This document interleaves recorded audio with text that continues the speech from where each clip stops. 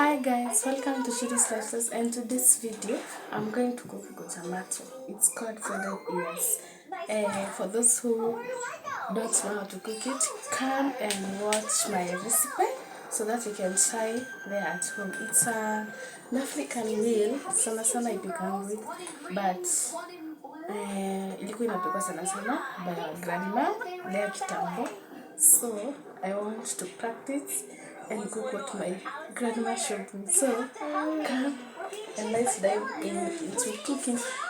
For those who are new in this channel, please hit the subscription button, and for my returning subscribers, thank you for supporting me. We are almost 200 subscribers. So come. So our ingredients today is spinach, royco cube, onions kama kawaida, and maize flour. First, kaanga your onion until it's golden brown.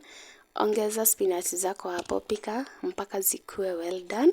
Then ongeza maji, let it boil, add your maize flour and cook it until it's well cooked. Pika vile tunapikanga ugali. Alafu utamia tomato ni upike ikiwa soft, usipike ikiwa ngumu. Then this recipe you can also customize it with kunde, adding maharagwe. Others also add potatoes, but it's according to your wish. Mtu pika vile anapenda chakula yake ikue. I'm just giving suggestion. Yeah. So hapa upike hadi ikue kama ugali. Alafu you don't flatten the tomato, you just leave it in the sufuria and serve it from the sufuria. That's the sweetness and that's the secret of tomato.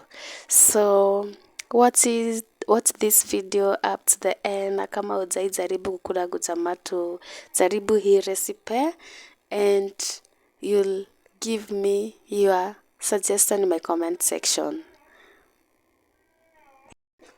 Alafu guys, najua una watch na hata uja like hii video. Please kindly subscribe, like, comment and share, ndio watu wengi wa kuje kuiwatch, cause I know this is an African meal na watu wengi hata wajui ni nini.